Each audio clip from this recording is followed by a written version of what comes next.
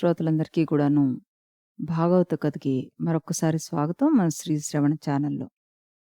నిన్న మనం ద్వితీయ స్కందంలో భగవంతుడి వైకుంఠ దర్శనం చేసుకున్నాడు బ్రహ్మ తపస్సు చేసి అన్న విషయాన్ని తెలుసుకున్నాం కదా. అప్పుడు బ్రహ్మకి భగవంతుడు తత్వజ్ఞానాన్ని 4 శ్లోకాల్లో చెప్పాడు. ఆ 4 శ్లోకాల తత్వజ్ఞానాన్ని 18,000 శ్లోకాలతోటి భాగవత కథగా మనకి వ్యాస మహర్షి అందించారు. అది మన అందరం ఇప్పుడు తెలుసుకుంటున్నాం అన్న విషయాన్ని చెప్పాను కదా. ఇప్పుడు ఈ 4 శ్లోకాలేమిటి? వాటి యొక్క అంతర్లీన అర్థం ఏమిటి అన్నది కూడా మనం తెలుసుకుందాం అన్నమాట. अहमेवासमेवाग्रे नान्यतत्सदतत्परं पश्चादहं यदेतच्च यो वसिष्येत सोऽस्म्यहम्. మొదటి శ్లోకం. ఇప్పుడు దీని అర్థం ఏంటంటే, ఈ సృష్టికి పూర్వం నేనొక్కడినే ఉన్నాను.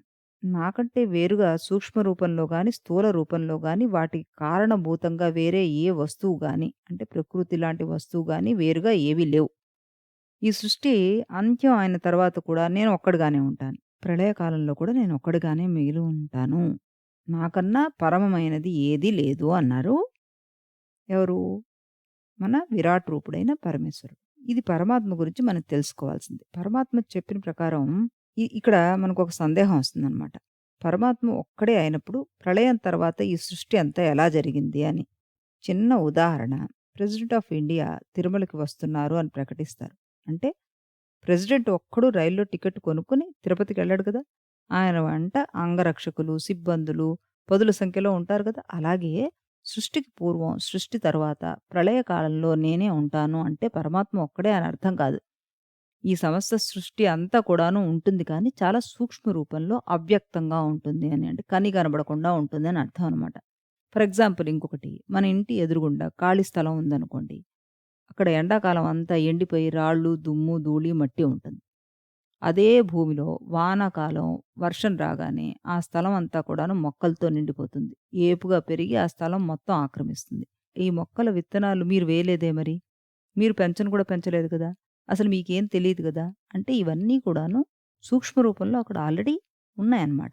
వానాకాలంలో అవి బయటికి ప్రకటితమయ్యాయి అంతే. మరలా ఎండాకాలంలో సూక్ష్మ రూపంలోకి వెళ్ళిపోతాయి. దీని వెనుక ఉండి నడిపించేదెవరు? పరమాత్మ. ఆయన ఒక్కడే. అదే ఈ శ్లోకంలో పరమాత్మ బ్రహ్మదేవుడికి ఉపదేశించాడనమాట. వ్యాసుడు లాంటి మహాపురుషులు అన్ని యుగాల్లో ఉంటారు. వారికి నాశనం లేదు.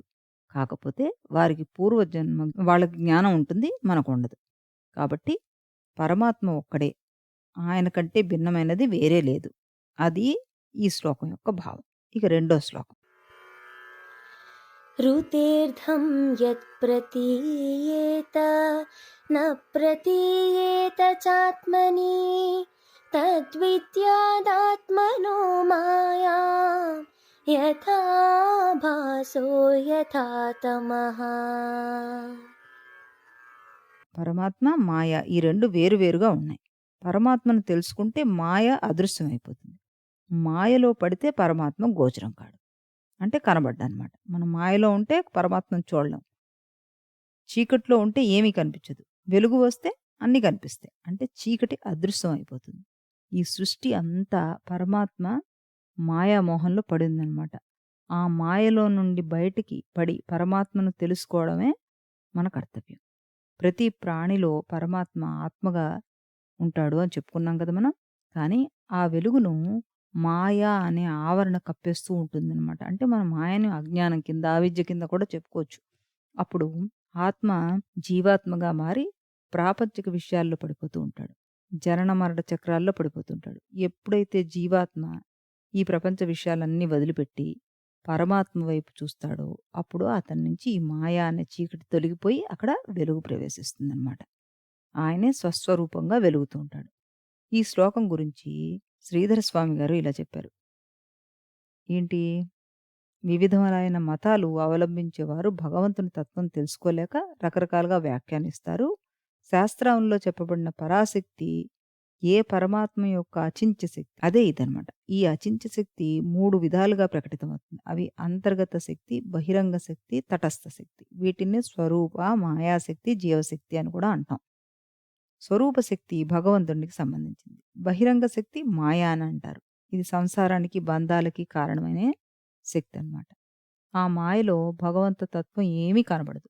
కేవలం మోహంలో పడేస్తూ ఉంటుంది. భగవంతుడికి, మాయకి మధ్యలోనే జీవజాలం అంతా ఉంది. దీన్నే తటస్థ శక్తి అని అంటారు. ఆత్మస్వరూపం తత్వం సూర్యుడైతే జీవుడు ఒక ఆభాస. మాయ అనేది చీకటి. సూర్యుడు రాగానే చీకటి పటాపంచలైపోతుంది కదా! సూర్యోదయానికి ముందే చీకటి పారిపోతుంది. సూర్యుడు పూర్తిగా ఉదయించడానికి ముందు చీకటి పూర్తిగా తొలగిపోవడానికి మధ్యలో ఉన్నదే ఆభాస. ఉండి ఉండనట్టు, లేని లేనట్టుగా కనబడేదే ఆభాస. జీవుడు సూర్యుని వంకకు పోతే పరమాత్మ తత్వాన్ని తెలుసుకుంటాడు. అలా కాకుండా మాయ అన్న చీకటి వైపుకి చూస్తే అజ్ఞానం అనే అంధకారంలో పడిపోతాడు. ఆత్మతత్వాన్ని అసలు తెలుసుకోలేడు. కాబట్టి ఆత్మ తప్ప మిగిలినంతా కూడా మాయ అన్నది గ్రహించాలన్నమాట. ఇది రెండో శ్లోకం యొక్క అర్థం. ఇక మూడో శ్లోకం వినండి. यथा महान्ति भूतानि भूतेषु प्रविष्टान्यप्रविष्टानि तथा तेषु न तेष्वहम्। పంచభూతాలు 5: భూమి, ఆకాశం, నిప్పు, నీరు, గాలి. ఈ సృష్టిలో ఉన్న దేవతలు, మనుషులు, జంతువులు, పక్షులు, పాకే జీవులు అన్నిటి దేహాలు ఈ పంచభూతాలతో తయారైనవే కదా! ఈ పంచభూతాలన్నీ ప్రాణుల్లోనూ అంతర్గతంగా ఉన్నప్పటికీ కూడాను బయట మాత్రం మనం అన్ని స్వతంత్రంగా ఉన్నట్టుగా ఫీల్ అవుతూ ఉంటాం. జీవరాశులన్నిట్లోనూ ఆత్మ వెలుగుతున్నా తాను మాత్రం వాటికి భిన్నంగా జీవుల లోపల బయట ఉంటున్నాడు ఈ పరమాత్మ. ఆయనే అంతర్యామిగా ఉంటున్నాడన్నమాట. పంచభూతాలు ఈ జగత్తులోని ప్రాణుల్లో ఉన్నప్పటికీ కూడాను బయటకు కూడా స్వతంత్రంగా ఉన్నట్టు కనబడతాయి. ఉదాహరణకి మనం గాలి పీలుస్తున్నాం, వదులుతున్నాం. అంటే గాలి మనలో ఉంది. అలాగే నీరు తాగుతున్నాం, వదులుతున్నాం. అంటే నీరు మనలో ఉంది. కానీ ప్రచండ వాయు రూపంలో గాలి బయటికి కూడా కనబడుతుంది. అలాగే సముద్రాలు, నదుల రూపంలో కూడాను నీరు బయటకు కనబడుతుంది. అలాగే పరమాత్మ అన్ని ప్రాణాల్లోనూ ఆత్మరూపంగా ఉన్నాడు లోపల. అలాగే ఈ విశ్వంలో కూడా బయట చైతన్యవంతంగా కనబడుతున్నాడు. పరమాత్మ లేని చోటంటూ ఏదీ లేదనమాట. పరమాత్మ తనను నమ్ముకున్న భక్తులను తన దివ్య మంగళ స్వరూపంతోటి దర్శనమిస్తూ ఉంటాడు. అంటే లోపల ఉన్న నీరులా మనం చూద్దామంటే అలా కనబడతాడు. బయట ఉన్న నీరులా చూద్దామన్నా అలాగా కనబడుతూ ఉంటాడనమాట. ఇది పరమాత్మ యొక్క మూడో శ్లోకం యొక్క వివరణ. అన్ని చోట్ల నేను ఉంటాను అని చెప్పడం అనమాట. అన్ని వేళలా భక్తుల హృదయాల్లో కూడాను ఉంటాను. అట్ ద సేమ్ టైమ్ బహిర్గతంగా కూడా ఉంటూ ఉంటాను నేను అని చెప్పడం. ఇకపోతే నాలుగో శ్లోకం వినండి.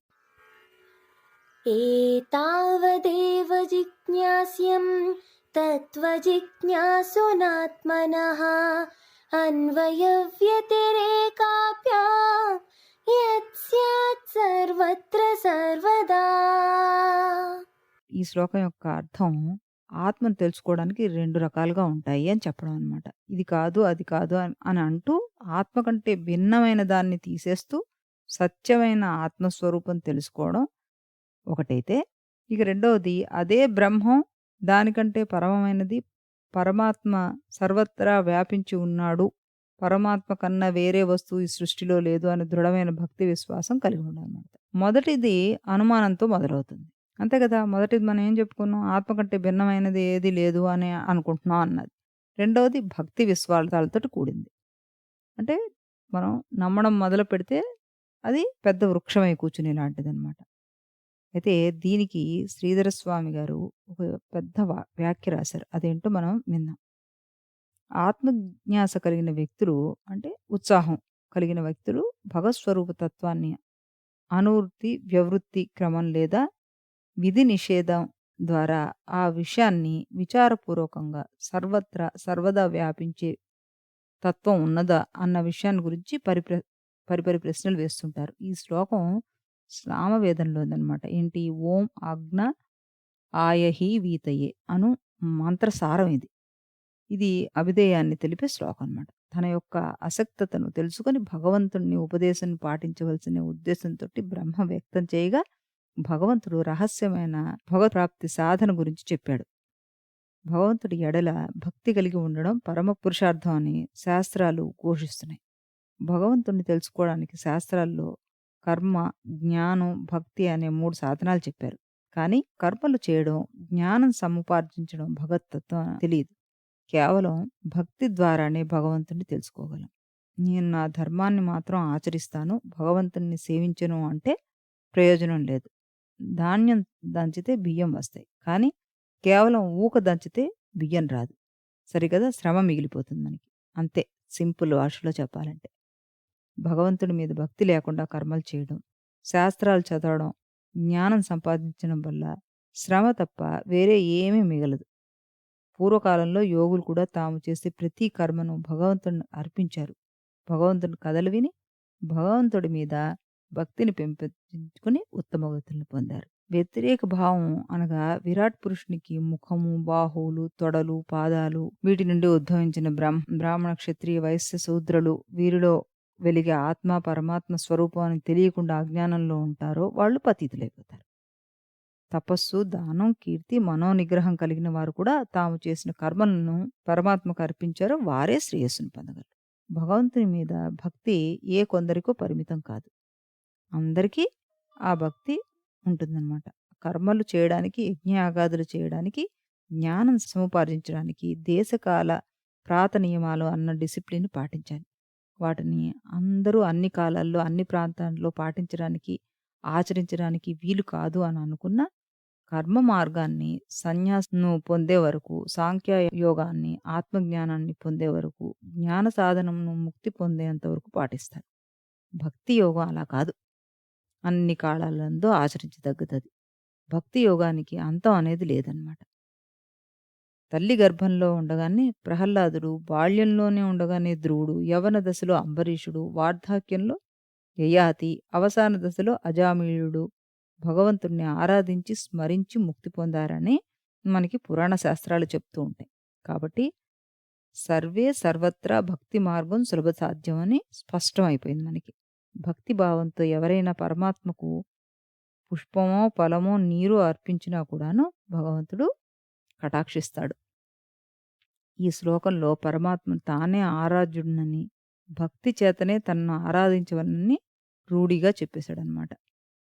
ఓ బ్రహ్మదేవా, నీవు ఉత్తమమైన ఏకాగ్ర చిత్తంతోటి నేను చెప్పిన సిద్ధాంతాన్ని అనుష్ఠించు అని చెప్పాడు. నేను ఈ సృష్టినంతా నిర్వర్తిస్తున్నాను అనే అహంకారం అప్పుడు నీకు అంటదు.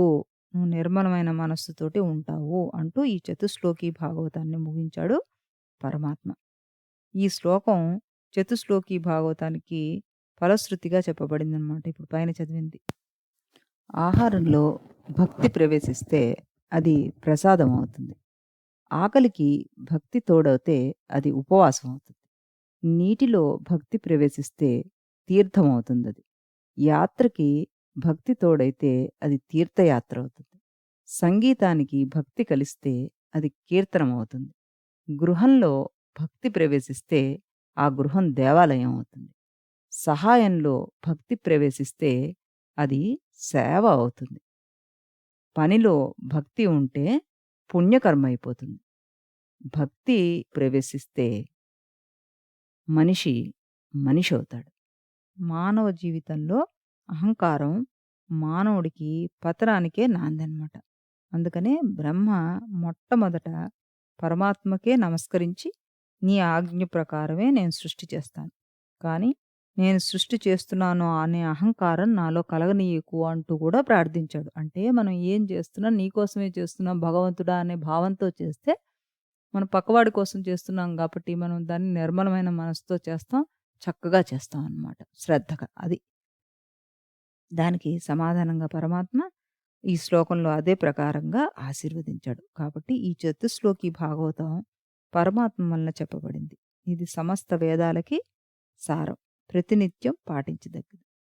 సుఖమహర్షి పరీక్షిత్తు మహారాజుతోటి ఇలా అన్నాడు. ఓ రాజా, బ్రహ్మదేవుడికి ఉపదేశం చేసిన తర్వాత పరమాత్మ మళ్ళీ అంతర్హితుడైపోయాడు. బ్రహ్మదేవుడు పరమాత్మకు నమస్కరించి సృష్టిని ప్రారంభించాడనమాట. పూర్వకాలంలో సృష్టి ఎలా ఉందో అలాగే ఈ కల్పంలో కూడా సృష్టి చేయడం మొదలుపెట్టాడు. ప్రజాక్షేమం కొరకు బ్రహ్మ తాను కూడా కొన్ని నియమాలు ఆచరించడం మొదలుపెట్టాడనమాట. ఆయనకు అత్యంత ప్రియమైన వాడు మానసపుత్రుడెవరు? నారదుడు, పరమభక్తుడు. సదా పరమాత్మను స్మరిస్తూ ఉంటాడు ఆయన. విష్ణుమాయను తెలుసుకోవడానికి బ్రహ్మ దగ్గరికి వచ్చాడు. ఓ పరీక్షిత్ మహారాజా! నువ్వు ఇప్పుడు నన్ను ఏం ప్రశ్నలు అడిగావో అవే ప్రశ్నలు నారదుడు కూడా బ్రహ్మన్ని అడిగాడు. ఆ ప్రశ్నలకు సమాధానం భాగవత చతుశ్లోక వివరణ విస్తారించి చెప్పాడు. తర్వాత సరస్వతీ నదీ తీరంలో తపస్సు చేసుకుంటూ మనసంతా వ్యాకులం చెంది ఉన్న వ్యాస మహర్షికి బ్రహ్మదేవుడు వద్ద నుంచి విన్న భాగవతాన్ని నారదుడు చెప్పాడనమాట. ఓ రాజా! ఈ విశ్వం ఎలా ఆవిర్భవించింది అని నువ్వు నన్ను అడిగావు గదా! ఆ ప్రశ్నలన్నిటికి సమాధానం భాగవతంలోనే ఉన్నాయి. నేను భాగవతాన్ని వ్యాఖ్యానిస్తూ నీ ప్రశ్నలన్నిటికీ ఇంకా ఇతర ప్రశ్నలకి సమాధానం చెప్తూ ఉంటాను. కథ మనకు ముందుకు వెళ్తున్న కొద్దీ అంటూ చెప్పాడనమాట.